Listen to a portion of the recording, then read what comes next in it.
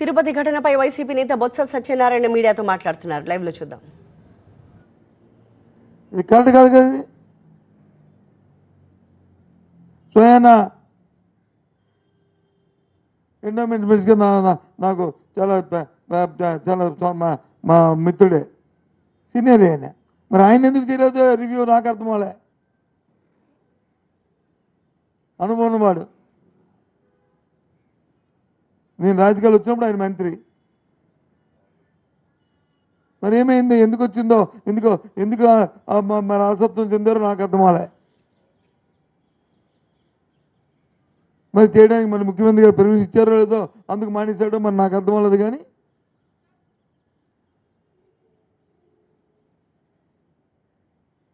అది మన బాధ్యత, మన జాబ్ చోట్ల భాగం. శంకర్ గారు ఫుడ్ కార్ట్ బిజినెస్ చేస్తూ నెలకి 1,00,000 వరకు సంపాదిస్తున్నారు. మీరు వీరి నుండి ఈ బిజినెస్ గురించి నేర్చుకోవాలా? అయితే ఫ్రీడమ్ యాప్ని డౌన్లోడ్ చేసుకోండి. ఎక్కడికి వెళ్తుంది ఈ ప్రభుత్వాలు నాకు అర్థం అవ్వలేదు. నేను ఉప ముఖ్యమంత్రి గారు వెళ్ళారు అక్కడికి. నేను ప్రజలకు అందరి తరఫున క్షమాపణ చెప్తున్నాను. ఇంకా ఈవో గారు చెప్పాలి, వాళ్ళు చెప్పాలి, వీళ్ళు చెప్పాలి అని ఆయన బాధ్యతగా ఆ క్షమాపణతో ఆయన సరిపెట్టించాడు. ఆయన అప్పుడు లడ్డు ఇష్యూ వచ్చింది, మనందరూ తెలుసు. దానికి ఒక పాయిచేత దీక్షను దీక్ష చేశారు, తెలుసు. ఇప్పుడు దీనికి పాయిచేత దీక్ష ఎవరు చేస్తారు? క్షమాపణనే ఏం దీక్ష ఉందా? అది ఎవరు చేస్తారు? ముఖ్యమంత్రి గారు చేస్తారా, ఉప ముఖ్యమంత్రి చేస్తారా, లేదా ఎండోమెంట్ మినిస్టర్ గారు చేస్తారా, లేకపోతే ఆ ప్రాంతంలో ఉన్న మా మంత్రులు చేస్తారా? ఎవరు చేస్తారు ఇది దీక్ష? ఎందుకు జరిగింది ఇది?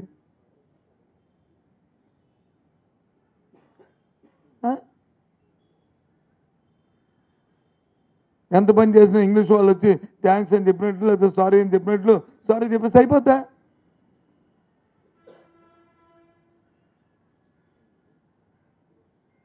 కరెక్ట్ కాదు కదా.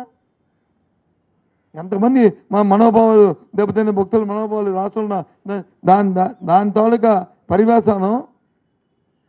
ఐఎమ్ సారీ, భగవంతుడు క్షమించమని కోరుకుంటున్నాను. ఇవాళ మన సింహాచల దేవస్థానంలో ఉదయం వెళ్తే అక్కడ లేదు. ఎందుకు భయం భక్తులు ప్రజలకి? ఏమవుతుందటో ఎంత దీంట్లో వెళ్తేని. దేవుడి మీద ఎంత భక్తి ఉన్నప్పుడు కూడా ప్రాణం మీద అంత ఆశ ఉంటుంది మనిషికి. మనసాక్షిగా ఇక్కడ మీ అందరూ చెప్పండి, నేను చెప్పింది అబద్ధమని. ఎందుకు? దాని పర్యవసానం, ఆ ఫీలింగ్స్, ఆ భయాలు, ఆ ఆందోళనలు. అంటే మాకు ఈ ప్రభుత్వంలో ఇక్కడ ఇలాంటి అకేషన్స్ వస్తే మాకు రక్షణ లేదు, అక్కడికి వెళ్తే మా ప్రాణాల మీదకి ఆశ లేదు, ఏ ఇబ్బంది అవుతాయని రాష్ట్ర వ్యాప్తంగా వచ్చింది అందరి మనసులో ఉన్నది. ఇది చాలా దురదృష్టం కాదని చెప్పండి, ఆలోచించండి.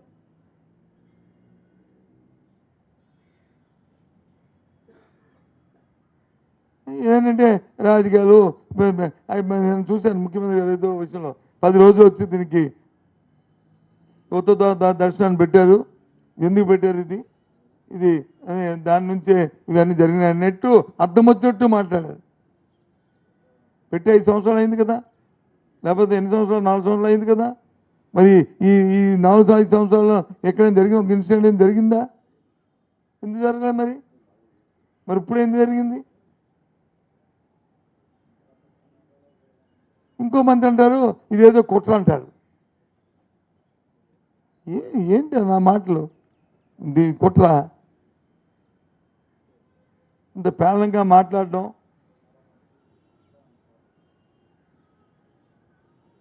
ఇంకో మంత్రి అంటారు జగన్మోహన్ రెడ్డి వెళ్ళే ముందు వచ్చి కవర్లు ఇచ్చారు వాళ్ళందరికీ, ఎవరికి దెబ్బలు తగిలిన అందరికీను, వాళ్ళతో ఎదుగుతానండి. అంటే ఆ భక్తులకు దెబ్బలు తగిలితే వాళ్ళని వచ్చి అంత కించపరుచుకొని కవర్లని వాళ్ళ తాలూకా మనోభావాలు దెబ్బతినేటట్టు మాట్లాడుతున్నా. ఏంటిది? దేనికోసం? అవసరమా అలాంటి మాటలు?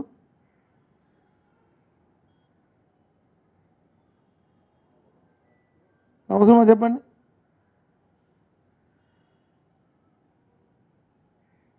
జరిగిన దాన్ని ఎవరైతే దాని సంఘటన బాధ్యులైన మనం చర్యలు తీసుకొని రాబోయే కాలంలో జరగకుండా చూసుకోవాలి. మనం తప్పుదనంగా మనం ఎంతవరకు మనం యాక్ట్ చేసామనేది కూడా మనసాక్షిగా మనం ఆత్మహత్యం చేసుకోవాలి. ప్రభుత్వంలో ఉన్న పెద్దలు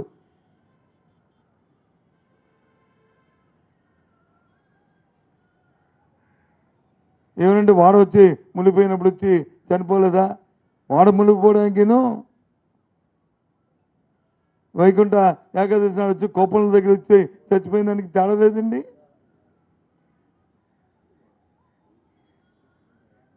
గుడిమేర గేట్లు ఎత్తిన దానికి వాడ మునిగిపోవడానికి తేడా లేదండి. మానవ తప్పిదాలు కాదండి.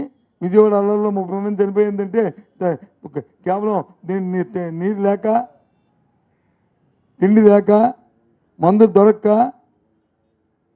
ఆ అపార్ట్మెంట్లో ఉండి చనిపోతే అవి మానవ తప్పిదం కాదండి. అది విజయవాడ వరదల్లోనూ మనసు కొట్టుకుపోయారనుకోండి, అది వేరు. ఆనకట్టు కొట్టుకుపోయింది వెళ్ళిపోయారంటే నీళ్ళు దొరక్క తాగడానికి, తిండి దొరక్క, భోజనం దొరక్క, మందులు దొరక్క చనిపోతే ఇది మానవ తప్పిదం కాదండి. అంటే ప్రభుత్వం ప్రజల పట్ల, ప్రజల మానవ ప్రాణాల పట్ల ప్రభుత్వం అంత నిర్లక్ష్యంగా ఉందనడానికి ఇవన్నీ ఆస్కారాలు.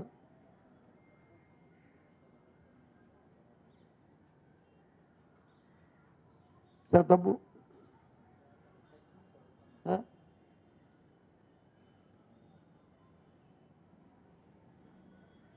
ఏమని అంటాం అనుకోండి, అదో అధికారి వచ్చి వైసీపీ ఉన్న అధికారి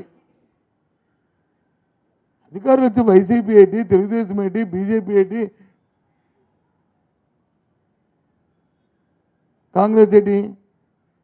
అధికారులు వారికి ఉన్నది కానీ చేస్తే ఎవరు ఎఫెక్టివ్గా ఉన్నారు, ఎవరు దీనిగా ఉన్నారు చూసుకోవాలా. వాళ్ళు వచ్చి వాళ్ళతో పనులు చేయించుకోవాలా. ఎఫెక్టివ్ లేని ఎఫెక్టివ్గా ఉండేటట్లు వాళ్ళకి ట్రైన్ చేసుకోవాలా. ఇంకా ఆసక్తం చేస్తే వాళ్ళ మీద వాళ్ళని పక్కన పెట్టాలా.